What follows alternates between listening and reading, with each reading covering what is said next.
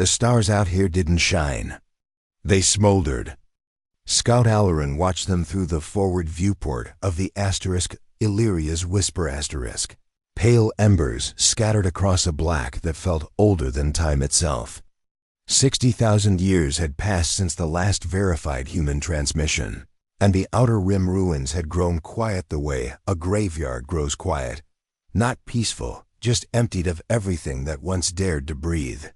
His ship drifted through the skeletal remains of orbital stations, their solar sails shredded like funeral banners. Every fragment carried the same story. Something vast and terrible had come through here and left nothing behind but silence. Alarin's iridescent skin shifted slowly from indigo to a muted violet, the color his people wore when they felt the weight of too many dead worlds. He was alone, as scouts always were, cataloging the bones of extinct civilizations for the Galactic Archive. The Vexari prized solitude the way other species prized family. Silence was their native tongue. Yet tonight the silence pressed against his skull like water pressure at the bottom of an ocean. He brought the Whisper * into low orbit around the planet, the old chart still labeled Terra Prime. The modern designation was Eco 7, a name that suited it better. A cracked marble of rust and bone orbiting a dying red sun. From space, it looked flayed continents scarred by impact craters, oceans boiled away, atmosphere thinned to a poisonous haze. Nothing moved down there. Nothing had moved in longer than the Vexari had walked beneath alien stars. Alarin told himself that was why he had come. One more dead world to map, one more line in a report no one would ever read. But the truth tasted different. He had felt the pull for weeks, a quiet ache behind his sternum that had nothing to do with recycled air or failing scrubbers. A whisper that refused to stay silent. He took the ship down. The descent was brutal. Turbulence clawed at the hull. Dust storms the color of dried blood hurled themselves against the cockpit glass. Alarin's long fingers across the controls, coaxing the Whisper * through wind shear that would have shredded lesser craft. When the landing struts finally kissed the ground, the impact rattled his teeth. Outside, the wind screamed like a living thing, mourning. He stepped onto the surface of a world that had forgotten the sound of footsteps. The air was thin, bitter with metal and radiation, but his suit compensated. Gravity dragged at him, heavier than he was used to, as if the planet itself resented his presence. Red dust swirled around his boots, erasing his tracks almost before they formed. In every direction stretched the ribs of fallen cities. Towers snapped like matchsticks. Highways twisted into Mobius strips, vines the color of old bruises climbing over everything. Nature had tried to reclaim the ruins and failed. Even the plants looked exhausted. Alarin walked. Hours bled away. He cataloged what the drones had missed. A child's shoe fused into glass by nuclear fire. A traffic sign still politely reading yield. A cathedral whose bell tower had fallen, but whose cross still stood, blackened yet unbroken. Each artifact tightened something inside his chest. The humans had built with a kind of reckless hope, as if they believed the universe owed them tomorrow. That belief had not saved them, and yet, the cross still stood.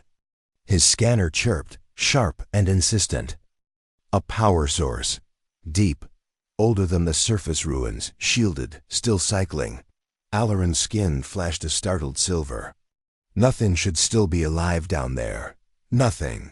He followed the signal into a canyon where the wind died to a whisper. The rock faces were carved with murals faded, but unmistakable. Human figures reaching toward the sky, wings of light unfurling behind them. Angels, the translator offered. Messengers of God. Alarin had read the word in dusty files, never felt its weight until now. At the canyon's end, half buried beneath a landslide of red stone, stood a vault door 20 meters high. Human alloy, scarred by plasma burns, yet unbreached. In its center, a faded blue circle enclosing a white starfield, and beneath it words in a language that hurt to read, because it felt like remembering something he had never known. In God we trust. Alurin's gloved hand hovered over the metal. For the first time in his adult life, he hesitated. He jacked his scanner into the port. Ancient encryption parted like cobwebs. Motors older than galaxies coughed, groaned, and the door began to rise. Dust cascaded down in slow red waterfalls.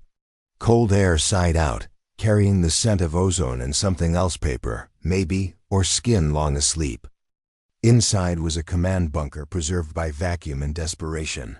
Consoles flickered awake at his presence, ghostly blue. In the center rose a transmission spire, its antenna aimed at a shaft that climbed through solid rock toward the sky. The beacon, still broadcasting. Still waiting. Alurin approached. The moment his gauntlet brushed the controls, the spire flared to full life. Lights strobed across the chamber.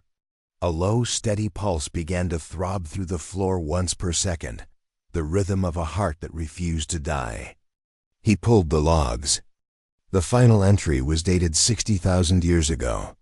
A woman's voice, calm even as the world ended around her. "This is Terran Outpost Alpha. We are the last. The swarm has taken the surface. Ark protocols engaged. If anyone hears this, know that humanity does not surrender. We go into the deep dark, but we will wake again. May God have mercy on us all." The message looped, had looped for 60 millennia. A scream hurled into the void that never stopped screaming. Alurin's skin drained to the palest white his people could manage. Extinct, the archive said. Myth, the scholars said. But the beacon was warm beneath his palm, and the heartbeat beneath his boots would not stop. He opened a return channel before he could think better of it. "This is Scout Alurin of the Vexery vessel Illyria's Whisper *. I am reading your distress beacon. Identify yourselves." Static. Then a sound like ice cracking after eternal winter.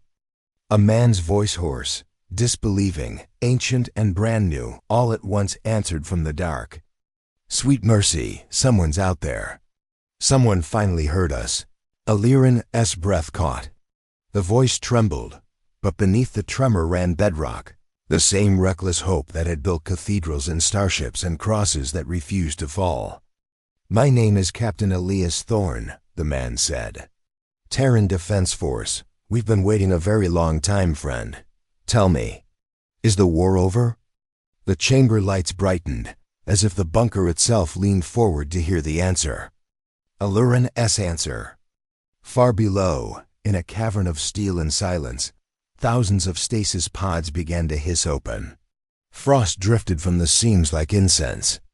Eyes that had not seen light since the death of Earth fluttered, adjusted, and looked up toward the surface where an alien stood trembling. And somewhere in the dark, the humans began to pray. Alurin stood rooted to the grated floor while the beacon's heartbeat thundered beneath his boots. The voice on the other end, Captain Elias Thorne, sounded like gravel soaked in 60,000 years of waiting, yet it carried a warmth that made the cold bunker feel suddenly crowded. "Say again, Scout Alurin," Thorne rasped. "You're not human. I can hear it in the harmonics, but you answered. That's what matters." Alurin's tongue felt thick. "Your signal triggered when I entered the chamber. I am Vexery. The galaxy believes your species extinct." A low, weary laugh rolled through the speakers. "Galaxy's been wrong before." The view screen flickered, then steadied. A man's face appeared, mid-50s by human reckoning, iron-gray stubble, eyes the color of stormlit steel. Behind him, rows of cryopods stretched into shadow, frost still clinging to the glass like lace. One by one, status lights were shifting from red to amber to green.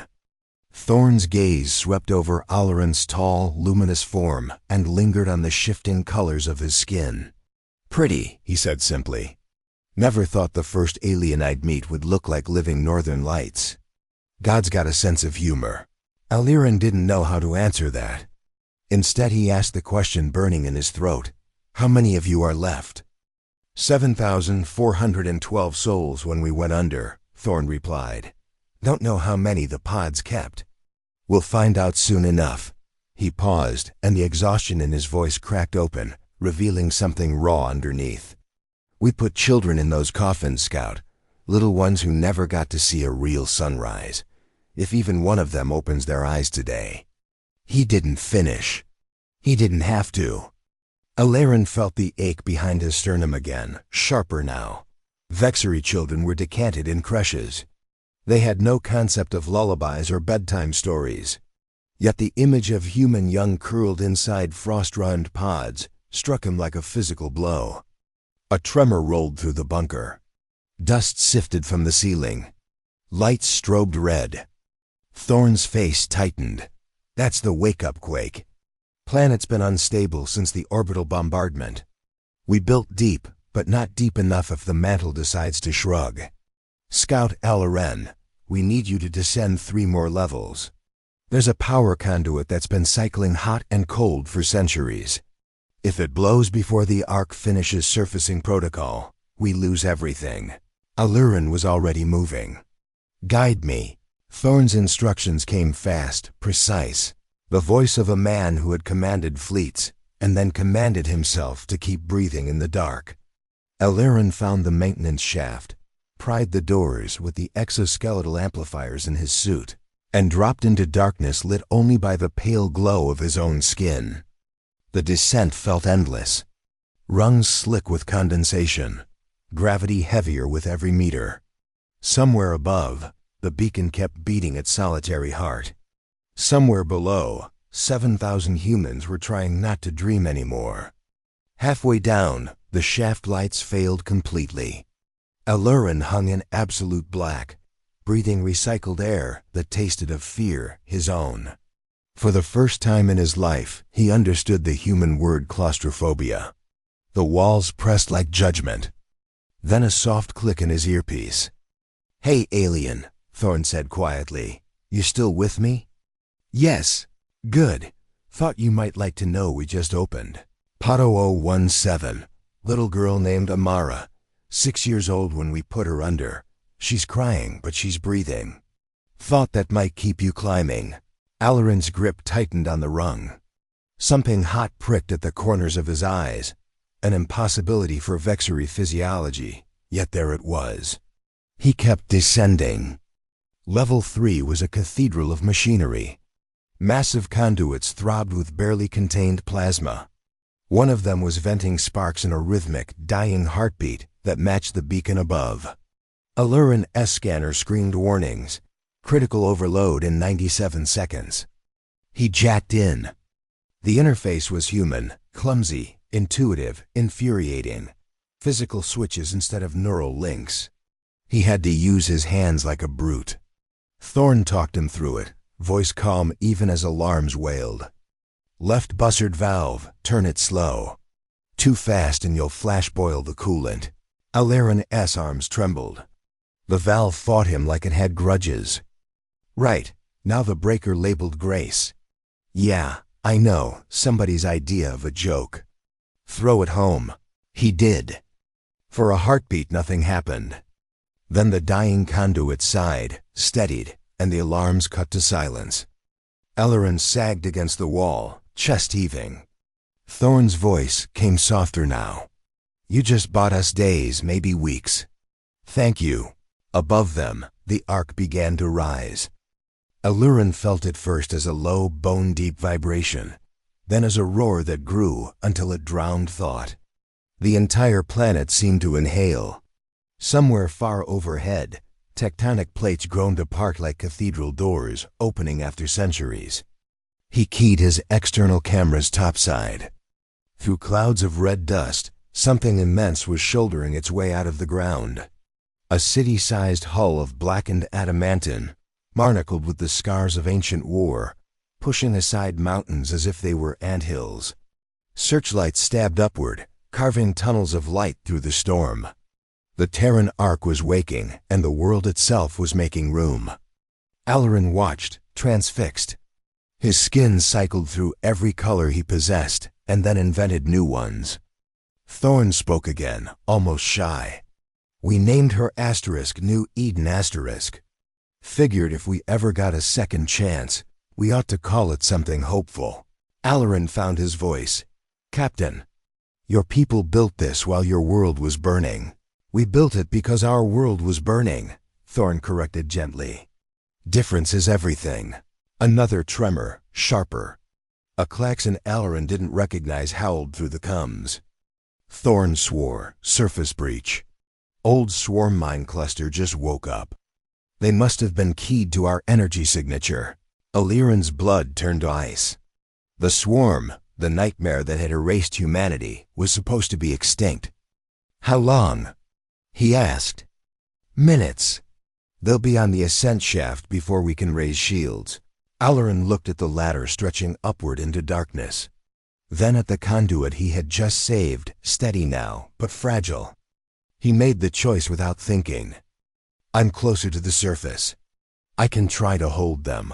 A pause. Then Thorn's voice, thick with something that might have been pride. Negative, Scout. You get your luminous ass back here. We fight together, or not at all. Alarin was already climbing. Hand over hand, lungs burning, gravity clawing at him like it wanted him to fall. Behind and below, the ark's engines thundered like the voice of an angry god. Ahead, red warning lights strobed, swarm signatures converging. He reached the bunker level as the first explosion rocked the outer doors. The impact flung him against the wall. Stars burst across his vision. When they cleared, he saw the vault door, the one that had stood unbreached for 60,000 years, buckle inward under a second blast. The swarm drone hit the floor like a nightmare-given claws. It was smaller than the old Hollis suggested, no bigger than a ground car, but every centimeter was engineered for murder. Chitin the color of dried blood, 6 jointed limbs ending in scythes, a cluster of wet black eyes that reflected Alarin's glowing skin in a dozen fractured images. Acid dripped from its mandibles, eating smoking pits in the ancient steel. Alarin did not think. He simply moved. He dove sideways as the creature lunged. The scythes carved the air where his torso had been a heartbeat earlier, shearing a console in half. Sparks showered. Alarin rolled, came up firing. His plasma cutter, meant for salvage work, spat a thin, furious lance of violet fire. The beam struck the drone's forelimb and carved a smoking groove, but the thing barely slowed. It shrieked, a sound like tearing sheet metal, and charged again. Illyrian's back hit the beacon spire. No more room to run. The drone reared, scythes raised for the killing blow. Alarin's eyes flicked to the red lever 20 meters away. Across open floor now crawling with 2 more drones forcing their way through the ruined vault door. 30 seconds, Thorn had said. Maybe less. He did the only thing left. He dropped the cutter, seized the spire's antenna with both hands, and climbed. The metal was icy, vibrating with the ark's awakening engines.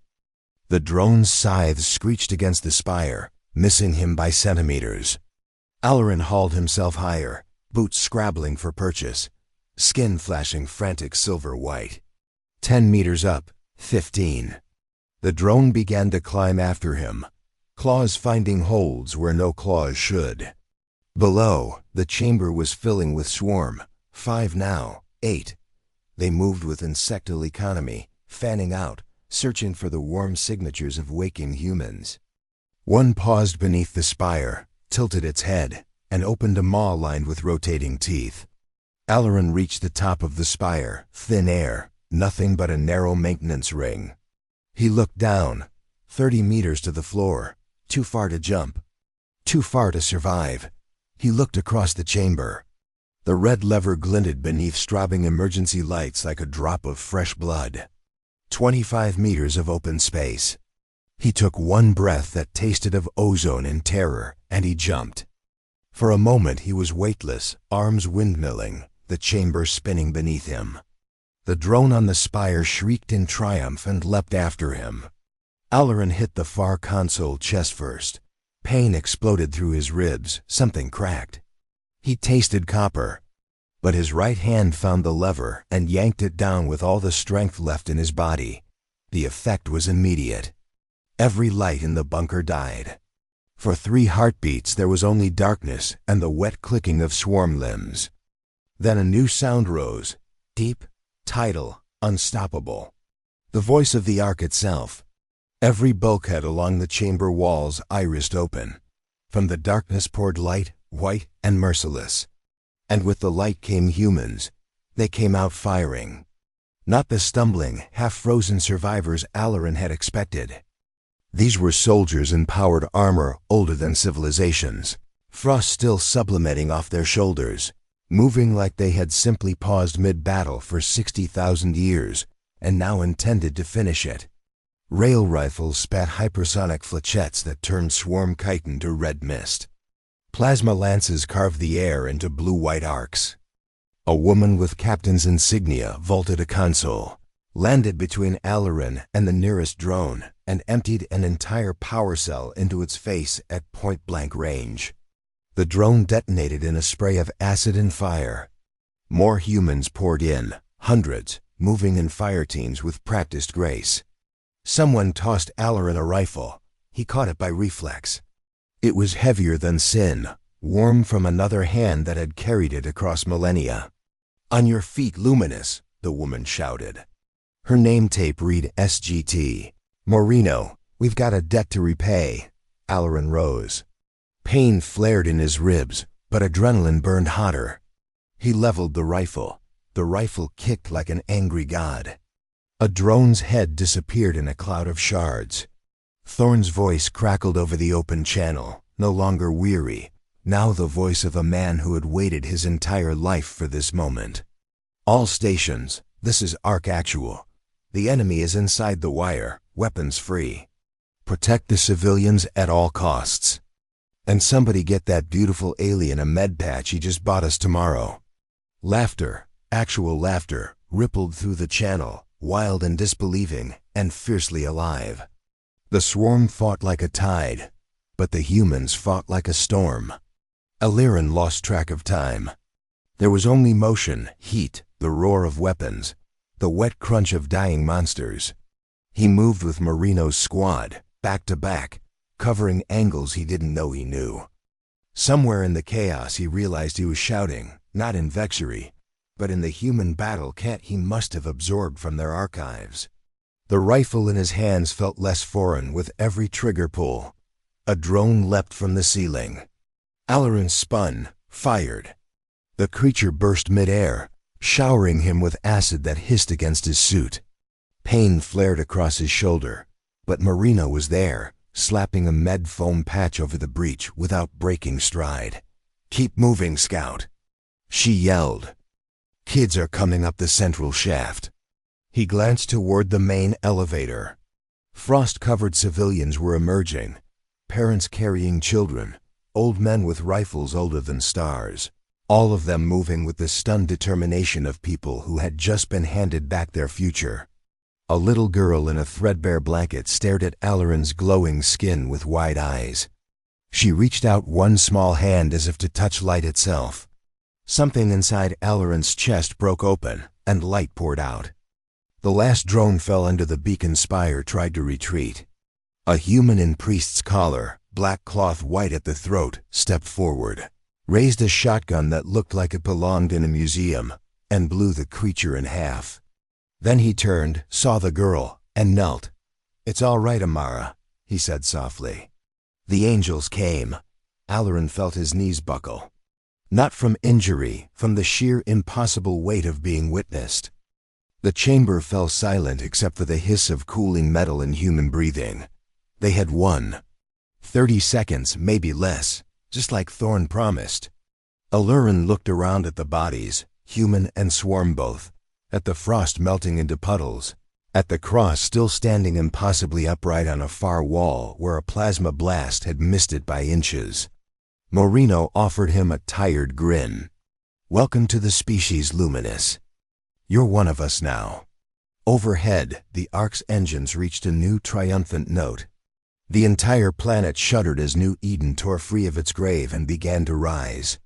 Ellerin looked up through the shattered ceiling toward a sky he could not yet see, and for the first time in his life, he understood why humans had bothered to build cathedrals, because sometimes the universe answered. On the open channel, 7,000 voices, soldiers, children, priests, scientists, began to sing.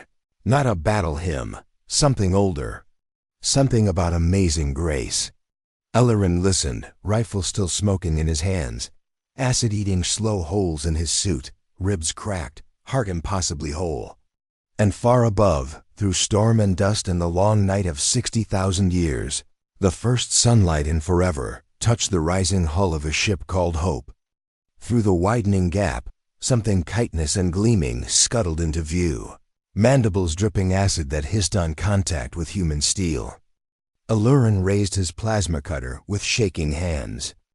On the come, Thorn's voice cut through the chaos, calm and terrible. Ellerin, listen close. There's an override on the beacon console, red lever. Pull it all the way down. What does it do? It tells the Ark we're under attack. Full military wake-up. Every weapon, every soldier still able to hold a rifle.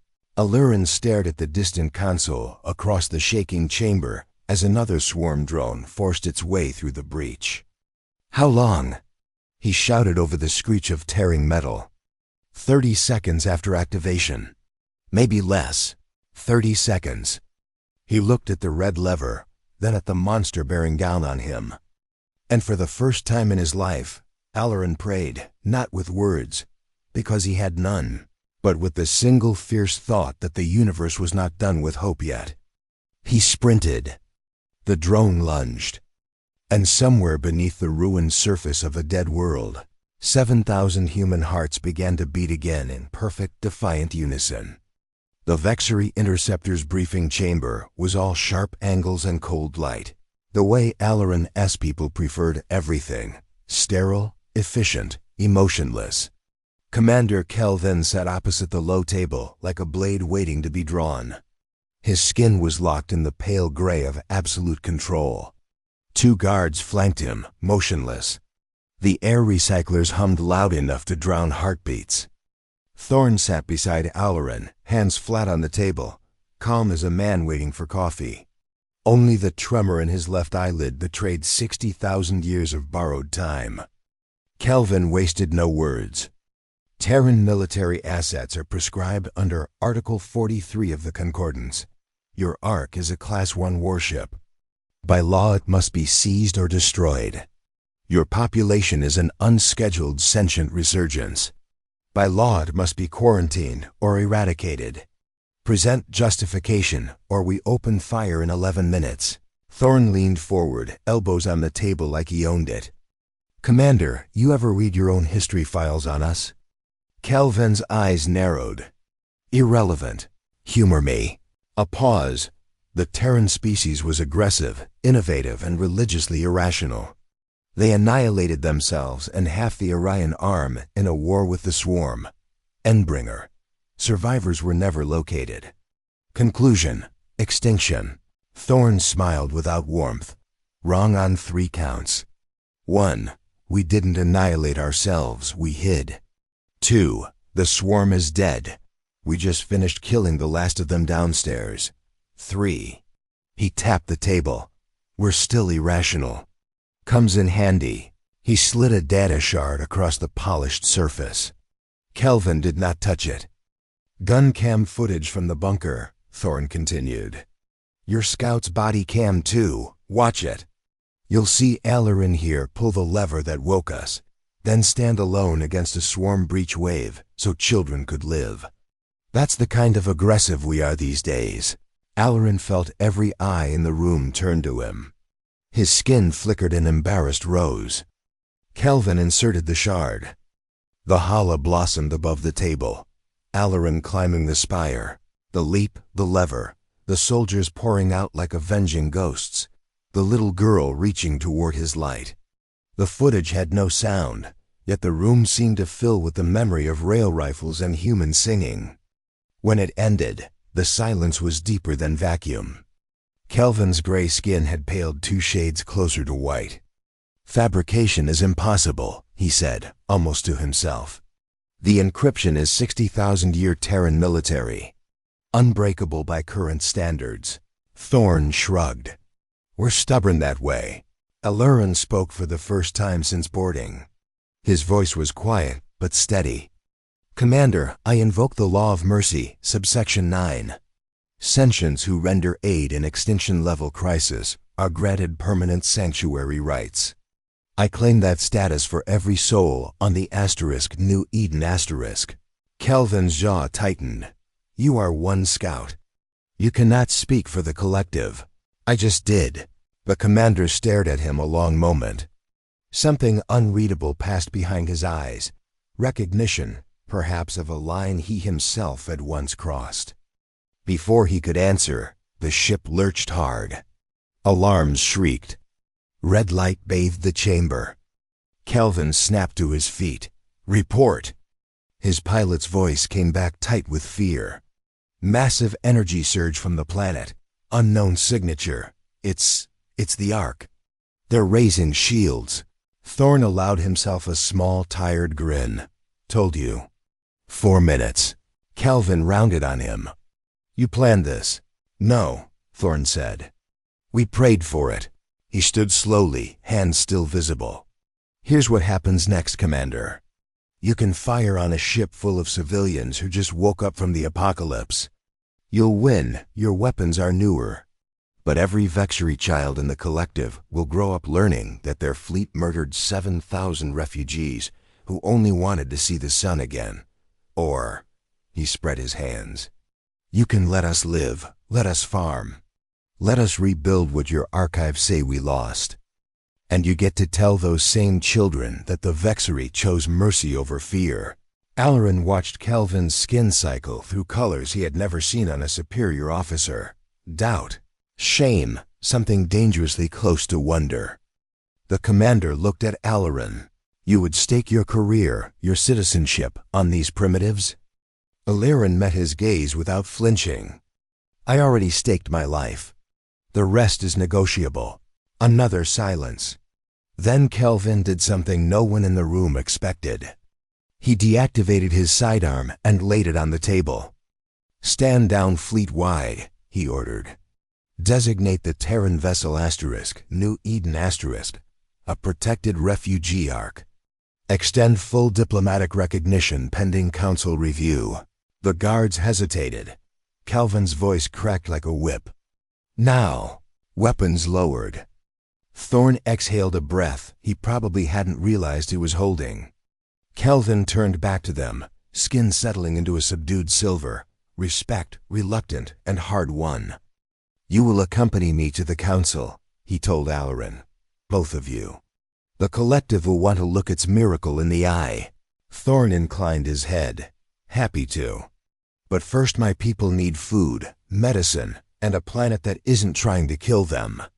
After that, we'll talk trade routes, cultural exchange, and why your coffee is an insult to sentient taste buds. A ghost of a smile touched Kelvin's lips, the first human expression Alurin had ever seen on a Vexury face.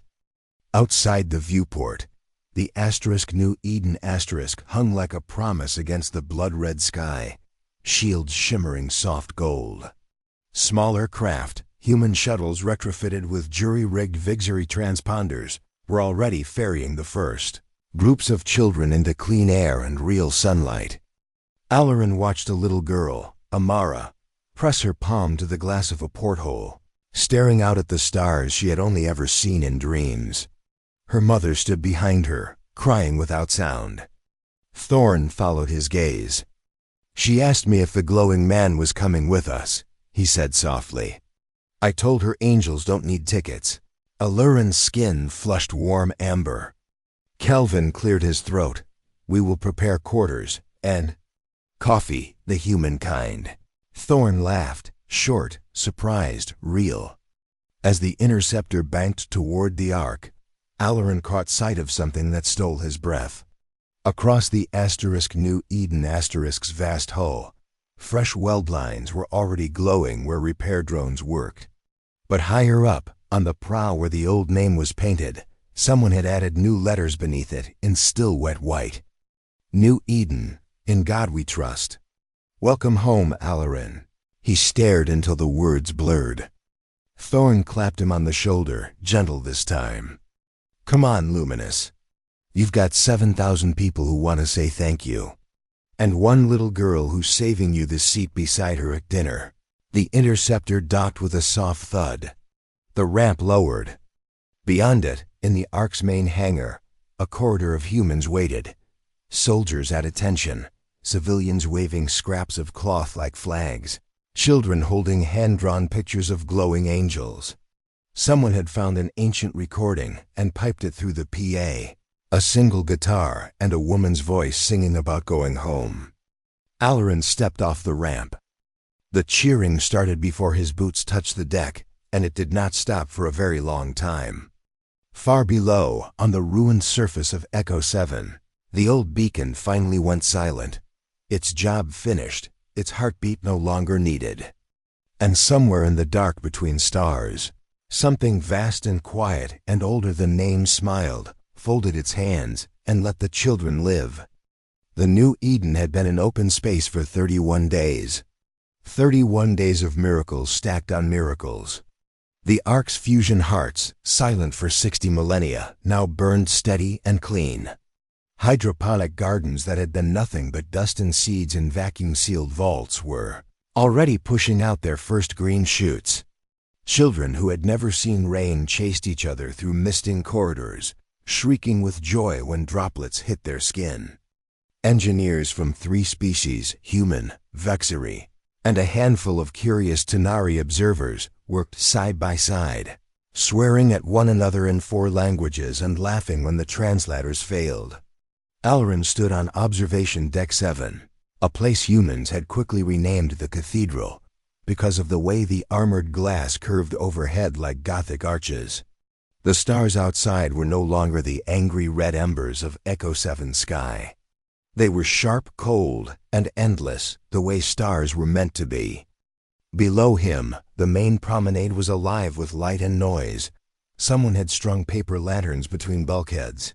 A string band, 3 guitars, a violin made from a rifle stock, and a drummer using spent shell casings played something old and foot-stomping. Civilians danced with soldiers. A Vexari junior technician tried to learn the 2-step and kept turning the wrong direction, skin flashing mortified pink every time he stepped on toes. No one minded. They just laughed and pulled him back into the circle. Alarin watched it all with the stunned reverence of a man who had spent his life cataloging graves and suddenly found himself at a wedding. Thorn found him there, carrying 2 tin cups that steamed in the recycled air. Real coffee, he announced, handing one over. Grew the beans ourselves. Took every favor I had left, but I figured the man who woke us up deserves the first cup. Alarin accepted it carefully. The aroma hit him like a memory he'd never lived. Rich, dark, impossibly human. He took a sip and felt his eyes water. Thorn leaned on the railing beside him. He looked 10 years younger than the man who had crawled out of cryo. The gray in his hair was still there, but the hollows under his eyes had filled in. Hope, it turned out, was an excellent medicine. They voted today, Thorn said quietly. Alarin tilted his head. Full citizenship, unanimous, you're one of us now, Luminous. Legally, spiritually, whatever word you want. There's a cabin with your name on it down on Deck 12. Right between the hydroponics chief and the priest who keeps trying to baptize people in the coolant tanks. Alarin's skin rippled soft gold. He tried to speak and found no words large enough. Thorn saved him the trouble. Also, Amara drew you something. He produced a folded sheet of real paper, luxury beyond price on a ship that had recycled everything for 60,000 years. Alarin opened it. A child's crayon drawing. A tall glowing figure with rainbow skin holding hands with a stick figure girl under a yellow sun. Beneath it, in careful block letters, "Thank you for coming to get use love Amara P.S. God said you can stay." Alarin traced the letters with one trembling finger. The paper shook in his grip. Thorn pretended not to notice. We're not done, you know. There are more arks out there. Ellerin looked up sharply. The beacon network, Thorn confirmed. 12 primary signals, hundreds of secondaries. The old emergency grid. When New Eden came online, we lit the board like a Christmas tree. They're waking up, Ellerin, all over the galaxy. Some have been answering already, weak, scared, but alive. He pulled a holoslate from his pocket and flicked it on. A star map blossomed between them, ancient human colonies marked in pulsing amber. One by one, new lights were appearing, green, steady, growing. Council's terrified, Thorn said, almost cheerful. Kelvin's been sending me hourly updates. Half the collective thinks we're about to restart the war. The other half wants to throw us a parade. Nobody knows what to do with 7 billion humans suddenly not extinct. Ellerin stared at the spreading lights. Entire worlds full of sleeping humans, dreaming under stone and ice and ocean and radiation belts, waiting for someone to pull their lever too. How many can we reach? He asked. Thorn's grin was sharp as a blade. All of them, eventually, but we'll need bigger ships, better engines. Allies who aren't afraid of ghosts. He bumped Ellerin's shoulder. Know any? Ellerin thought of Kelvin's reluctant respect, of Vexery children now begging their parents for stories about the glowing angel who brought humanity back from the dead. He thought of the way Marino had started calling him brother without irony. Yes, he said. I think I do. A soft chime sounded, ship-wide intercom. Captain Thorn to the bridge, came Marino's voice, tight with something that wasn't quite fear. We've got an unscheduled arrival, big one. They moved without discussion, coffee forgotten. The bridge of the New Eden was no longer the crypt it had been. Consoles glowed. Crew, human and Vexery working the same shifts, moved with purpose. On the main view screen, space itself seemed to tear open. A rift of violet-white fire blossomed, and through it slid a vessel that dwarfed even the New Eden. It was beautiful in the way cathedrals and weapons are beautiful, long, elegant, ancient beyond comprehension. Its hull was blacker than night, etched with symbols that hurt to look at directly. No running lights. No transponder. Only a single message pulsing across every frequency in perfect, archaic English. This is Ark Zion, we heard the call, we are coming home. The bridge went still. Someone whispered, Jesus, Mary, and Joseph. Thorn stood transfixed. Zion was the flagship, he said, voice hushed. Evacuated half of Earth's government and every seed bank we had. We thought she burned up over Proxima. Ellerin felt the deck plates vibrate with the new arrival's gravitic wake. On the screen, massive bay doors along Zion's flank began to open. Light poured out, warm, golden, the color of harvest fields none of these people had ever seen.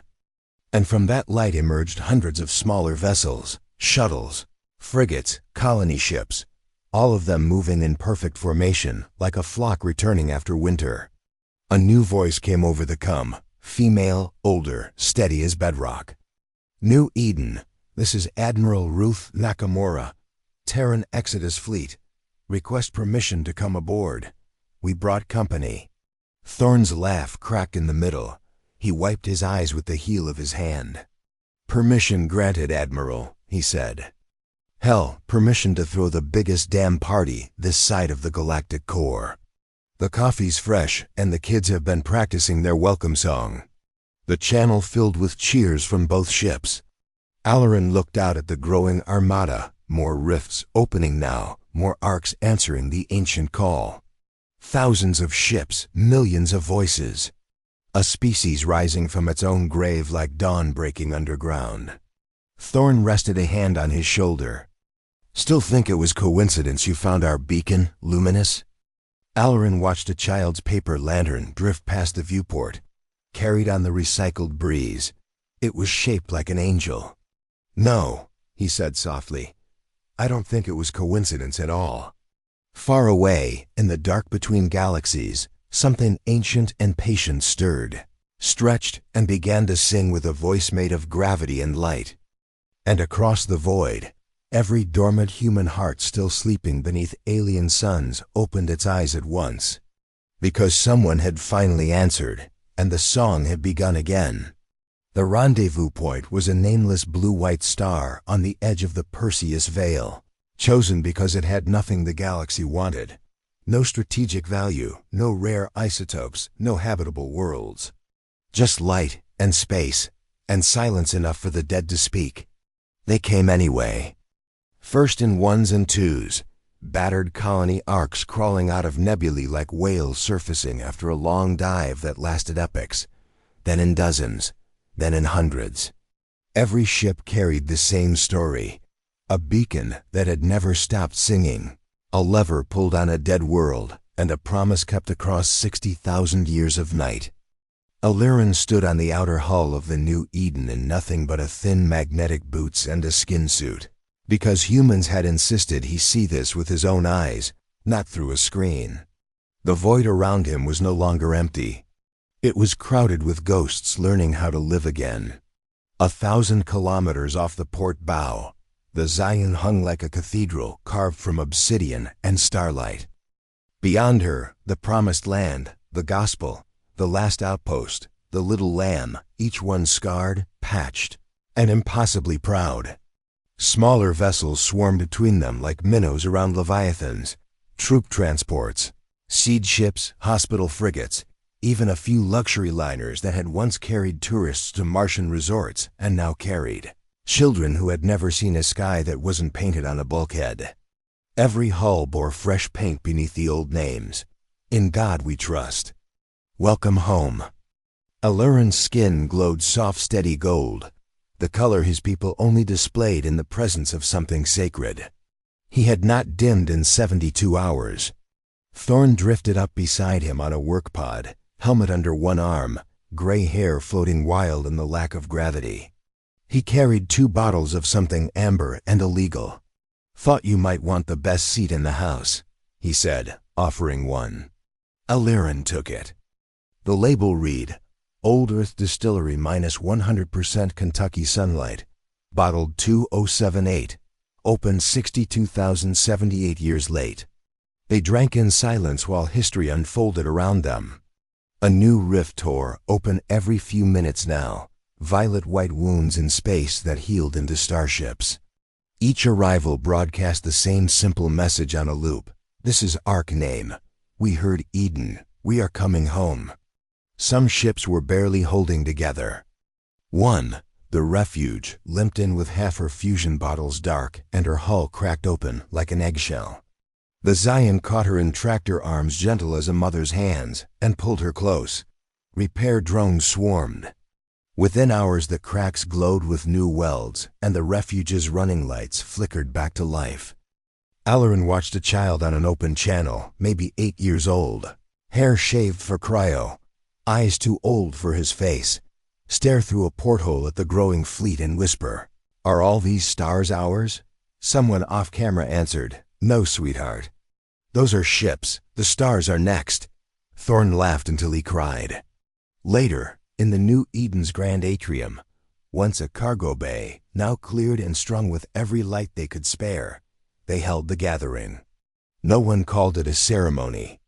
It was too raw, too chaotic, too alive for that word. 20,000 people packed the space in shifting gravity. Humans from 100 different arks, Vexery diplomats who had begged to witness, even a delegation of wide-eyed Tanari scientists, recording everything with trembling tentacles. Children sat on shoulders. Soldiers stood at ease but ready. Priests, rabbis, imams, monks, and one very confused Shinto priestess who had woken up to find her shrine's torii gate, still standing after 60 millennia, stood together on a makeshift stage and simply said, "Thank you for keeping the candles burning." Then they let the children sing. Amara was front and center, no longer in a blanket, but in a clean jumpsuit, 2 sizes too big. She held a microphone made from a soup can and a prayer. When the first note left her mouth, the entire atrium fell silent. 7 simple words repeated like a heartbeat. He's got the whole world in his hands. 20,000 voices joined on 20,000 ships joined in. The sound carried through open cum channels, through hulls, through vacuum itself. Aliran felt it in his bones like gravity. When the last note died, no one moved. Then someone started clapping, then everyone. The sound became thunder that rattled the deck plates.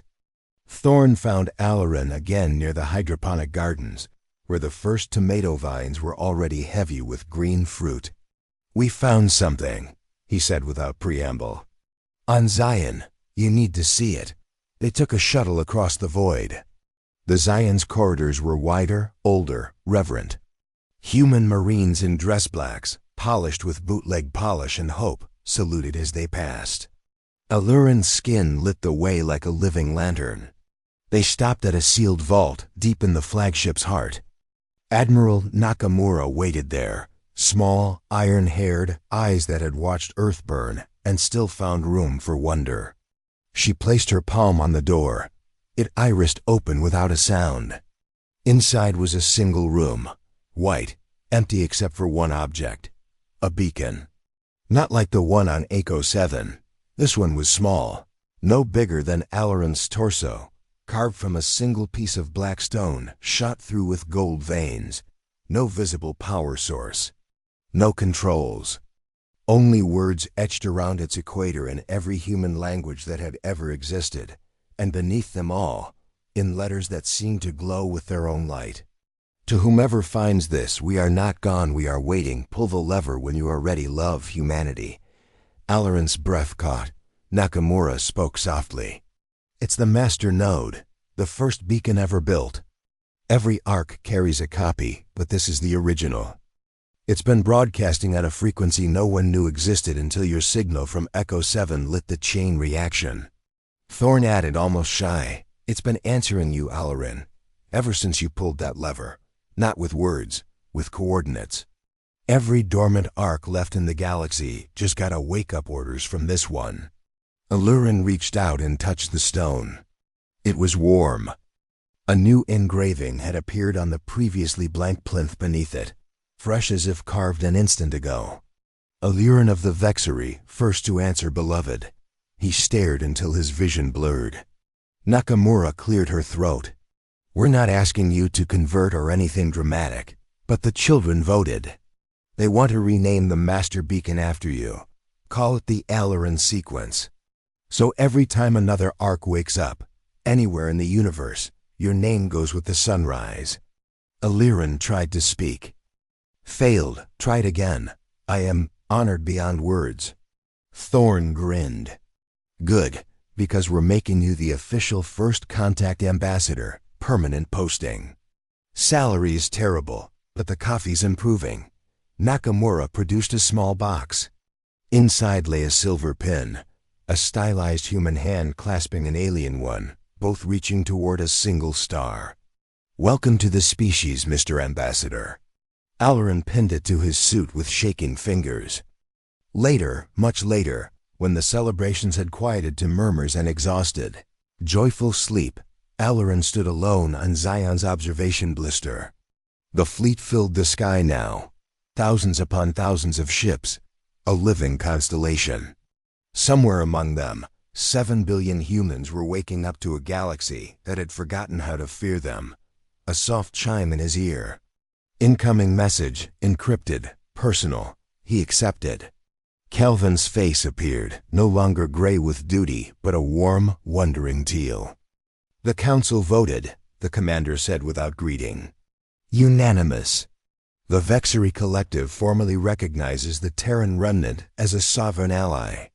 We are reallocating 20% of our exploratory fleet to escort duty, effective immediately." Aliran's skin flared brilliant gold. Kelvin hesitated, then added, "Also, my daughter asked me to tell the glowing angel that she is learning the song about the whole world. She wants to sing it with you someday." The channel closed before Aliran could answer. He looked out at the fleet one last time. Every ship had turned its running lights to a single pattern, slow pulse. Once per second, The same heartbeat the Echo 7 beacon had kept for 60,000 years. A promise kept. A promise beginning. Halloran placed his palm against the glass. Somewhere across the void, a little girl with crayon on her fingers pressed her palm to her own porthole, matching his handprint from 1,000 kilometers away. And in the perfect silence between heartbeats, Halloran finally understood what humans meant when they said Amen. Because the universe had answered. And it had answered with light, with children's voices, with coffee strong enough to wake the dead, and with a single alien who had once catalogued graves and now stood witness to resurrection.